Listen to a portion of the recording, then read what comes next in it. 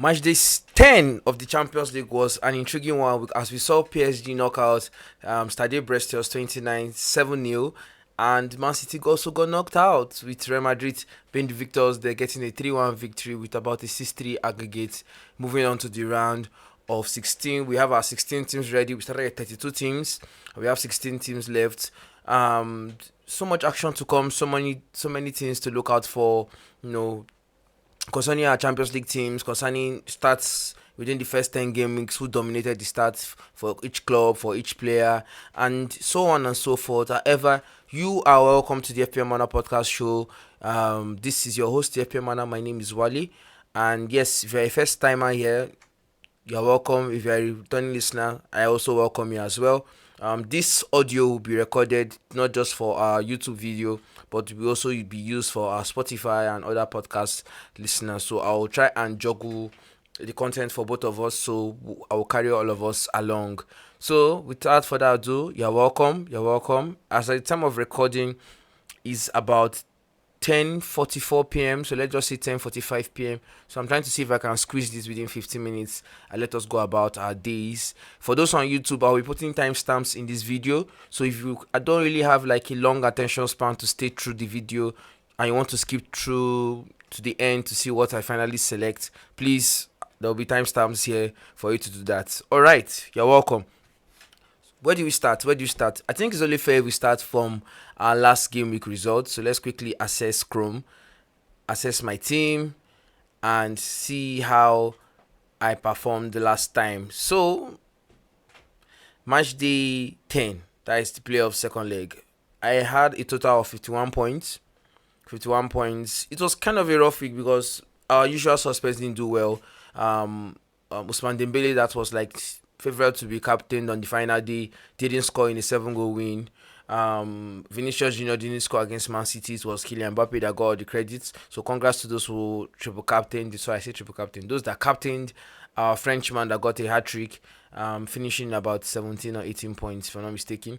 So it was pretty rough on paper. It's only Bakola here and Hakimi that were the major guys that kind of had returns, like PSG players and Donnarumma in goal. Besides that, overall I got a 51 point finish and I dropped from, I think it was 11k ranking or so, I can't remember, to, yeah, I think 11.3k to 14.9k. As it stands, I don't think I can get more than the 5k finish or something. I don't think I can win the game itself. However, there's still a chance where we can get the prizes for match days winners, like weekly winners, winning maybe a PS5 console, who knows, for each match day. So there's a chance we can get a match day winner. So fingers crossed we can maximize that reward. So if I want to get a match day 11 winner, I will need to maximize my team, look for the right team to select, but that will come soon in our wildcard session. Before we go forward, I like us to bait into or immerse ourselves into some of the stats that happened within match day 1 to 10, so we don't forget what happened, let's reflect on what has happened before we can move forward to what is about to happen. So first of all, look at the table. In case you guys don't remember how the table standings were, Liverpool finished first on the table with about 24 points, 21 points, losing their final game against PSV. Barcelona finished second, Arsenal followed next, Inter, Atleti, Leverkusen, LOSC Lille, and Aston Villa. Those were the final top 8 teams before we got our final 8 that joined them recently. Before we got our final teams that joined them, which is Feyenoord, PSV, Real Madrid. Let me just quickly check this table itself. Yes, so we can see it together. So let's not be like I'm guessing. So we have PSV, Arsenal, Real Madrid, Atleti, Paris Saint-Germain, Liverpool, Club Brugge. So these are the final 16 teams, and this is what the final 16 table looks like. This is how the bracket looks like. So which of your teams do you support here? Which team do you think will go to the next round? I don't know. It's a little bit tough on paper, but it's looking easier for some than others. Like, for example, Real Madrid versus Atleti. Very tough on paper, but based on history, we know Real Madrid will most likely qualify to the next round because 15-time Champions League winners. There's a reason why they always are in contention to go far, and some other easy ties like maybe Dortmund at home to Lille looks like an easy tie on paper. Barcelona against Benfica looks like an easy tie for Barcelona, who at least succeeded in winning this tie around match day 7, where they won 4-3. Arsenal versus PSV look like an easy tie, even though Arsenal have some striking issues. Club Brugge versus Aston Villa looks like an easy tie, and the rest goes on. I would not like to stay here too much. I said I want to bait in a few stats, so let's look at a few stats from that happened during the contest so far. So let's look at club stats and let's look at player stats. So looking at stats, off the top of my head, for player stats, top goal scorer is obviously Gurasi with 10 goals, followed by Lewandowski with 9 goals, followed by I think it's Rafinha that has 8 goals. Okay, Haaland and Rafinha has 8 goals. Haaland is however out.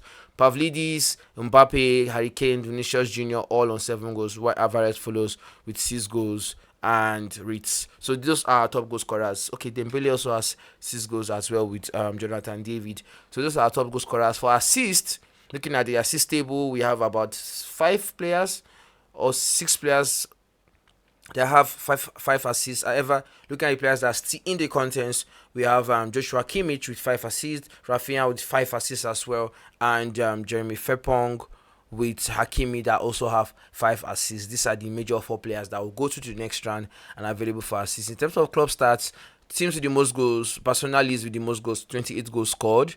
I think the team that has the most goals conceded was Bratislava, who had about 27 goals conceded, along with Young Boys and Salzburg and Feyenoord, who also have about 22 goals conceded. This will also, come into hand when we are about to make our decisions on which players we should select in our team. So these are like a few rough stats you can look at. There are other things like ball recoveries you can look out for. Like I think Atletico Madrid or I think AS Monaco finished with the most ball recoveries with Benfica. This can also help on you selecting players that might bring in ball recoveries. And basically, these are the major stats I just wanted to touch about this video is supposed to be 10 minutes. Those are the major stats I'll talk about. We have an article coming up soon. I've already started writing for Rotobola, so it's supposed to come out roughly tomorrow in afternoon time, West African time, Nigeria, around 12. So I'll try and put it out this night, because this day is Sunday as I'm recording. So I'll try and put it out this night so that tomorrow it will get published. So there are a few tips I have here, but I will not want to share all of them now. However, it will help us knowing what we should do next week in our teams, or this Monday, Tuesday, Wednesday. What do we do for our teams? What tips do we do for our teams? So this is what my team look like so far.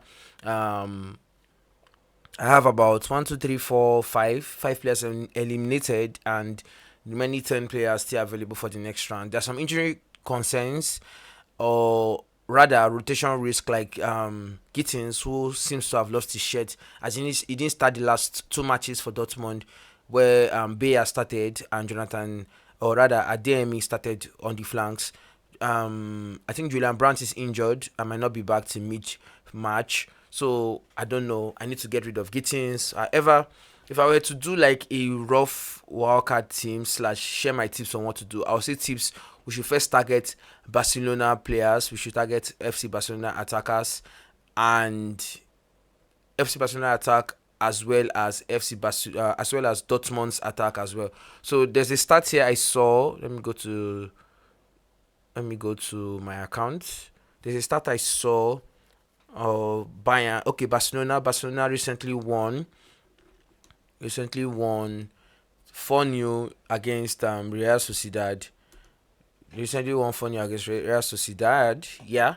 And according to these statistics here, we have about 12 Barcelona players with multiple assists this season, and this is the same team that has 28 goals scored. So if I was to just give a little bit of advice, I would say target Barcelona because of their number of goals scored. They've scored 28 goals in Champions League. They have scored, I think, over 60 goals in the league, even though they have conceded roughly over 100 goals this season, which is kind of weird. they have they are an entertaining side, and the last time they played Benfica, it ended in 4-3 games. So we can expect Barcelona to want to dominate the game with a lot of attacking prowess. So target Barcelona's attack as well as Dortmund. Dortmund also scored at least under Niko Kovac's reign since he joined. I don't know, was it in mid early January or something, earlier this year. They have only lost one game, and their last 5 games they have scored roughly, I think was about 11 goals. I saw, yeah. But in their last 3 matches, they have scored 8 goals in their last 3 matches. So Dortmund are also, the black and yellows are also, here to stay, here to cook. So let's try and invest in their attack as well. Maybe not defense, but they have 6 clean sheets this season, so we might also consider that as well. You can see the Champions League board there being teased by the Dortmund fans. So I think maybe finally I'll say Inter. Inter also have considered lesser goals this season. They've only considered 1 goal this season, and they have scored, I think, about 16 goals or something. Let me quickly check club stats. Inter have like about, I'm not sure, is it up to 16? Was Arsenal, I saw that had 15 or 17. I think Inter has how many goals? I'm not sure. Okay, 11 goals. Okay. Inter have a very, the attack is not really the best among other Champions League teams. However, they are playing the Feyenoord side that have considered 22 goals. So we might see a tick for that kind of game where Inter want to dominate the Dutchmen in their own home stadium when they visit Feyenoord next week at Rotterdam. So I think I'm done with stats. Let's move into potential. Done with stats. I'm done with tips. Let's look at potential wildcard team. Now I'm here to do a wildcard team, and I promise that this video will not be long. So let's see what we can do within 5 minutes to wrap this up, including my possible final team review and all of that. So let's just quickly, yes. So this is what my team looks like. This, as you can see me, I'm a little bit in doubt. But if I were to give you guys a draft to work with, off the top of my head, I still have about 3 PSG assets. I have 3 Dortmund assets. I have at least 2 Barcelona attackers. I think Rogers can also change to Lamine Yamal as part of Barcelona attack, but I need more players to balance out what will happen on Wednesday. So I need more players that are playing on Tuesday. So looking at this draft, I have 1, 2, 3, 4, 5, 6, 7, 8 players playing on Tuesday. The remaining 7 playing on Wednesday. So I like that balance. So I like to have that balance in my team. So this is what my team looks like provisionally. Let's see what happens going forward. I'm not going to submit draft yet, but if you guys are looking for like an expo of what to do, you can pause the screen and copy this team, I guess. For those that are not watching me on YouTube, I'll just read it out once more. We have Lewandowski, Vinicius Junior, Guirassy in front. That's the best attack for me right now. Vinicius Junior can be Mbappe if you prefer. In midfield, I have Musalia, Dembele, Rafinha, Rogers, and Adeyemi. Musalia can be Olise, Rogers can be any other player you prefer playing on the Tuesday matches. While in defense, I have Besbiani, Dumfries, Gabriel, and Saliba as double Arsenal defense, with Hakimi making the 5th option. In goal, Courtois and Donnarumma. So that is my sort of draft 15 for now. And also, I'll try and take a screenshot to save it as my first draft team. So let's see if this is going to be the final draft by the time I submit my team by the deadline. So without further ado, I think that's all for now. I think I've shared my thoughts on what to expect for this week, and currently, as I said, I'm 14.9k ranking, so I'm just roughly in the top 15k. The aim is to probably finish as usual top 5k, top 1k. I know many of you guys are like in 200 ranking, etc., etc. So the aim is to finish as high as possible. However, if you can't finish as high as possible, we'll try and get that PS5. I don't mind having a PS5 console at home. It's going to save me a lot of money. So yeah, that's my team. Those are my thoughts. Stay tuned for injury updates. We'll post that on Twitter tomorrow. Stay tuned for also our Champions League tips article that will come out on Rotobola tomorrow as well, in a few hours from now. And thank you for tuning in. If you have any questions that I'm not able to answer now, please feel free to message me on Twitter or rather they call it X and Instagram at the FPM Manual, and I'll be there to answer your queries. Have a beautiful match day 11 ahead, and may your arrows be green. Bye for now. Ciao.